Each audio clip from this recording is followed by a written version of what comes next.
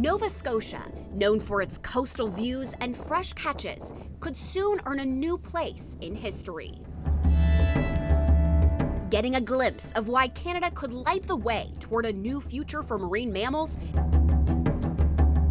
takes traveling hours from the hustle and bustle of Halifax.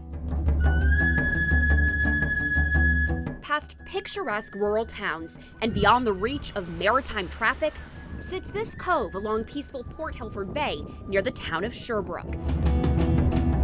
Its calm disrupted only by the crash of waves on a windy day. This is something that whales like. It's where Whale Sanctuary Project founder and president Lori Marino says they found the ideal place for a healing space. And this is pretty close to town, but it's remote enough that there's space. It's perfect. The nonprofit dedicated to rescuing marine mammals and providing seaside sanctuaries is navigating uncharted waters as it works to construct North America's first true whale refuge. We will be there for them. The whales' welfare is our priority, nothing else. Since it's the first of its kind, there's no finished picture of exactly what it will look like. But here's our depiction of how it could work based on initial descriptions.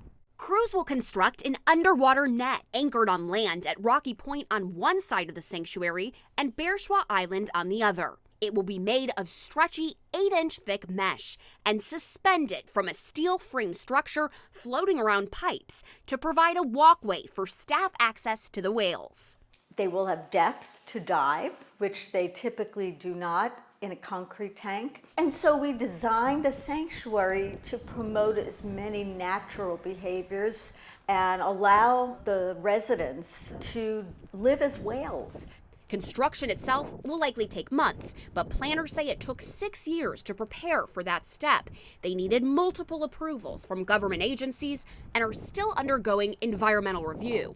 And we have a lot of scientific expertise. We know how to do this, but at the same time, it's the first time anything like this is being done. If all goes as planned, this site will cost $12 to $15 million, with an expected yearly budget of $1.5 to $2 million to operate. They're moving. Charles Vinnick worked for the release and care of well-known orca Keiko, the whale that inspired the movie Free Willy. He brings that knowledge to current work as executive director for the Whale Sanctuary Project and to Friends of Toki, a nonprofit coordinating Toki's care. He says there are logistic lessons that can be learned from building in Nova Scotia, but there's also unique momentum and circumstances for Tokite that could propel the speed of preparations. She's entertained millions of people. She has, frankly, made millions of dollars for the different people who have owned the park over the years. I think we owe her something back, and I think this is something we can do for her at this point in her life. Meanwhile, this shore in Nova Scotia represents a possible future for other orcas and belugas, some born into captivity, finally getting a chance at a more natural life. And I like to picture it from the point of view of the whales, so I come above the surface. And what do I see? I see an expanse of ocean, I see a shore, and below I see plants, I see fish. So their whole world is going to be so much more complex than it could ever be in a concrete tank. A world meant for them and them only, with buffers planned to prevent boats and spectators from disrupting the peace they may finally receive.